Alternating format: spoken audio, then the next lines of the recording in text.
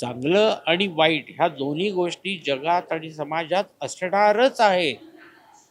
पण निवडायचं काय ते आपण ठरवायचं. तुम्हाला वाईट मालिका दिसली बघू नका. चांगली मालिका कुठेतरी चालू असेलच ना, ती बघा. चांगला सिनेमा तुम्हाला त्रास देणार असेल बघू नका. तुमच्या हातातच आहे ना, तुम्ही निर्णय घ्यायचे. पण आज समाजात विकृती पसरवली जाते. तुम्ही लवकरात लवकर खराब कसे व्हाल आणि या जगातून नाहीसे कसे व्हाल हे बघताय. असा स्वभाव असलेली माणसं आपल्याकडे आहेत जी आपल्याला नडतायत, त्यांच्यापासून सावध राहा. नमस्कार, मी मधुरा शिधे आणि कलाकृती मेळ्यात तुम्हा सगळ्यांचं मनापासून स्वागत आहे. स्टार प्रवाहावर लवकरच आपल्या भेटीला येत आहे आनंदी ही नवी कोरी मालिका. आणि आनंदीच्या निमित्ताने कायम आपल्या कामामधून प्रेक्षकांना आनंद देणारे तुमच्या सगळ्यांचे लाडके ज्येष्ठ अभिनेते अरुण नलावडे सर माझ्याबरोबर आहेत. नमस्कार सर. नमस्कार. कसे आहात? मी छान आहे आणि आनंदी आहे. फार छान वाटतंय सर मला तुम्हाला भेटून, कारण आपण तुमच्या गेल्या मालिकेच्या वेळेस भेटलो होतो आणि त्यानंतर खूप वर्षांनी आपण आज भेटतो आहोत आणि पुन्हा एकदा तितकीच दमदार भूमिका घेऊन आमच्या समोर येत आहे तुम्ही, त्यामुळे फार छान वाटतंय. कसं वाटतंय एक छोटा गॅप नंतर परत एकदा मालिकेमध्ये येत आहे तुम्ही आणि स्टार प्रवाहावरती छान आहे. याचं कारण हे आहे की थोडंसं काहीतरी बदलायला बघतंय. ही सगळ्या मालिकेचा जो काय प्रवाह चालू आहे तो थोडा वेगळा. म्हणजे मला करून तेच तेच करून कंटाळा झाला होता, म्हणून मी थांबलो. आणि आनंदीसाठी मला विचारलं तेव्हा म्हटलं गोष्ट सांगा आधी आम्हाला, काय गोष्ट आहे ती. आणि गोष्ट ऐकली मी आणि व्यवस्थित गोष्ट सांगितली मला. आणि मला असं वाटलं की हाच तो बदल जो मला हवा होता. आपण यासाठी याच्यामध्ये असलं पाहिजे, या लोकांच्या प्रवासात यांच्याबरोबर चालत राहायला पाहिजे. स्टार प्रवाहाने ही डेअरिंग केली की अशा पद्धतीचे विषय पुढे आणायचे. तर कौतुकाची गोष्ट आहे आणि आहेच ती. खूप आव्हानात्मक आहे त्यातली भूमिका, सगळ्यांनाच आहे आव्हानात्मक. आणि ही मंडळी खूप मनापासून काम करतायत त्याला प्रमोट करण्यासाठी.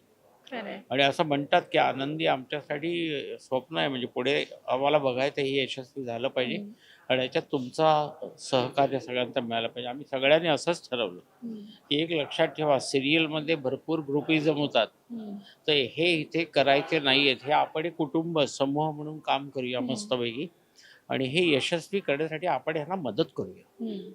तर अशा भावनेनं आम्ही ही पत्करलेली आहे आणि खूप छान होईल असं वाटतंय. क्या बात आहे. आणि ह्यातली ना प्रोमो मधली तुमची भूमिका किंवा तुमचा जो लुक आहे ना तो पाहिल्यानंतर ना मला खरं श्वास मधले आजोबा आठवले. अगदी अगदी.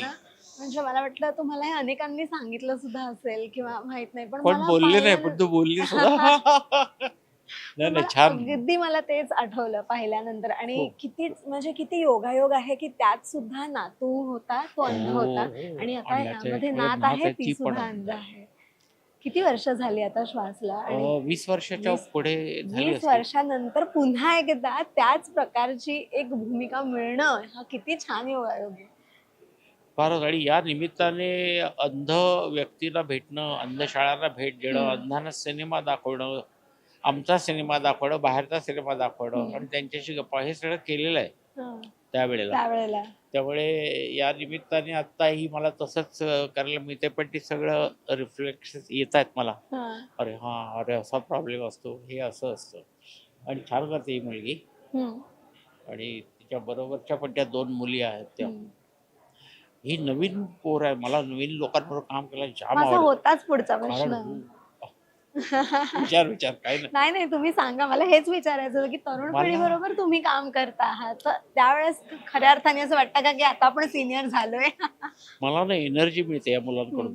मुख्य म्हणजे तुम्ही त्या वयाचे होऊन ज्यांच्याबरोबर राहाल ना, तेव्हा तुमचं वय आपोआप कमी होतं आणि तुम्ही सुद्धा त्या वयात जाऊन वागायला लागता, असं माझा अनुभव आहे. ही सगळी नवीन मुलं मला काम करायला बरोबर मिळाली, तर भरपूर आता शिकता येईल. कारण ही पिढी आता नवीन एक पद्धतीने काम करते. खूप चांगलं आहे, त्यांची स्ट्रॉंग आहे सगळी लेवल. तर ते आपलं घेऊया आपल्यामध्ये आणि असं होऊ शकतं. म्हणजे खरंच असं होऊ शकतं. एनर्जी पास होते असं म्हणतात. हा, मग ते हात धरून एकमेकांना हे करतात, कधी मॅच मध्ये तेच आहे. तर आपण तसं काहीतरी घेऊया. आणि खरंच माझ्या पोरींकडून पण मला मिळतं शिकायला. समीर आलाय बऱ्याच वर्षांनी, काम करायला. तुम्ही आधी एकत्र काम केलं होतं आणि हो, भेटी लागी हो जीवा. भेटी लागे शिवाय वडील मुलगा होतात आणि करेक्ट तुम्ही त्या करेक्ट करेक्ट.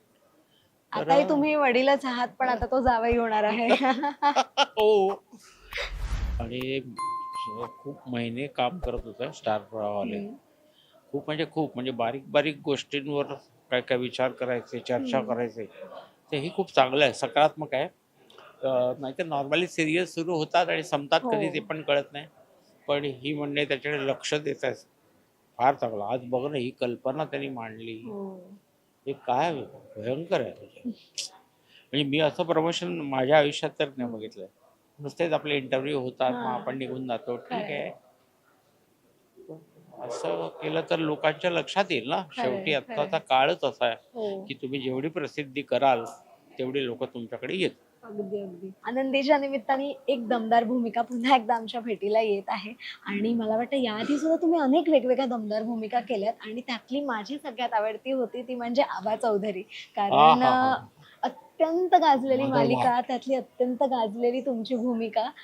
किती छान छान भूमिका तुमच्या आजपर्यंत वाटायला जरी आल्या असतील तरी मला असं वाटतं तुमच्याही जवळची तीच सगळ्यात जास्त असेल. हो ना? खरं खरं. हो, अदळवाट नंतर मग काय, मला तशा मालिका करायला आवडतात. त्यावेळेला ठीक आहे, त्यावेळेला वातावरण वेगळं होतं, सगळं करण्याची स्टाईल वेगळी होती, चांगलं लिहिलं जात होतं. तर त्याच्यानंतर वादळवाट नंतर मला एक मन उडू उडू पण आवडली होती, आणखीन एक कुठली तरी आवडली होती, छान होती. अशा मालिका करायला मिळायला पाहिजे. आणि आता हे आनंदी आलंय, काय व्यक्तिरेख आहेत. म्हणजे अशी माणसं असतात, अशी माणसं जगतात, हे वैशिष्ट्यपूर्ण गोष्ट आहे. वा वा. आणि मला वाटतं एखाद्या कलाकाराचं किंवा मालिकेचं तेच विशेष असतं की आपल्याला ज्या गोष्टी माहीत नसतात की समाजामध्ये हे असंही घडतं किंवा अशाही प्रकारची माणसं असतात, हे तुम्ही आम्हाला ते प्रतिबिंब दाखवता त्या भूमिकेतून किंवा त्या मालिकेमधून. त्याच्यामुळे मला वाटतं तो पण एक समाजासाठी तो एक आरसाच असतो एक प्रकारचा की काय करायचंय, काय टाळायचंय आणि काय बघायचं. बरोबर आहे, बरोबर. त्याच्यामुळे मला वाटतं ही आनंदी खरंच खूप आनंद पसरवणार आहे, खूप छान संदेश पसरवणार आहे लोकांपर्यंत. आणि आता लवकरच भेटीला येत आहे. तुम्ही खूप उत्सुक आहात मला माहिती आहे, पण प्रेक्षक पण तितकेच उत्सुक आहेत. त्यामुळे त्यांना जाता जाता एक छान काय अपील कराल? तुम्हाला खरोखरच जगण्याचा आनंद मिळवायचा असेल, माणसाने कसं जगावं किंवा का जगावं, जन्माला आलोय आपण ना, तर आपण काहीतरी चांगलंच करून द्यायला पाहिजे असं माझं मत आहे. आपण सूडबुद्धीने जगतोय, वैमनस्य आहे, एखाद्याचा खूनच करायचा, एखाद्याला मारूनच टाकायचं, एखाद्याला उपाशी ठेवायचा, ही जी विकृती आहे ही विकृतीच आहे, हा स्वभाव विशेष नाही आहे. तर अशा विकृतींपासून मला असं वाटतं एक दुसऱ्या बाजूला आलात तुम्ही तर तुम्हाला एक सकारात्मक जग दिसेल आणि ते जग तुम्हाला सांगेल का जगायचं, कशासाठी जगायचं आणि कसं जगायचं. आनंदी तुम्हाला हे शिकवेल आणि यासाठी तुम्ही आनंदी पाहायला हवी किंवा अशा पद्धतीचे सिनेमे आणि मालिका पाहायला पाहिजे, साहित्य वाचलं पाहिजे. चांगलं आणि वाईट ह्या दोन्ही गोष्टी जगात आणि समाजात असणारच आहे, पण निवडायचं काय ते आपण ठरवायचं.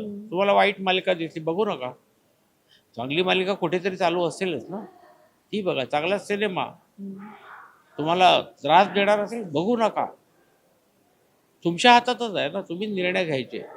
पण आज समाजात विकृती पसरवली जाते, तुम्ही लवकरात लवकर खराब कसे व्हाल आणि या जगातून नाहीसे कसे व्हाल हे बघताय.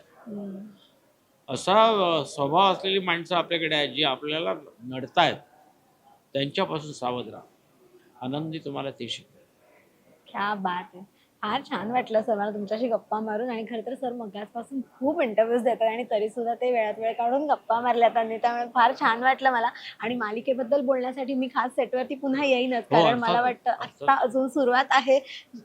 येस, त्यामुळे सुरू झाली की तुमच्याकडे सांगायला खूप गोष्टी असतील अजून, त्यामुळे फार मस्त वाटलं मला. आणि आपण पुन्हा गप्पा नक्की मारूयात. खूप खूप धन्यवाद आणि शुभेच्छा. धन्यवाद तुम्हाला सगळ्यांना. धन्यवाद. रसिका हो, कलाकृती मीडिया म्हणजे मनोरंजनाची लयलूट. मनोरंजन क्षेत्रातील किस्से व घडामोडींचा आस्वाद घेण्यासाठी कलाकृती मीडिया या यूट्यूब चॅनलला सबस्क्राईब करा आणि व्हिडिओ लाईक करा.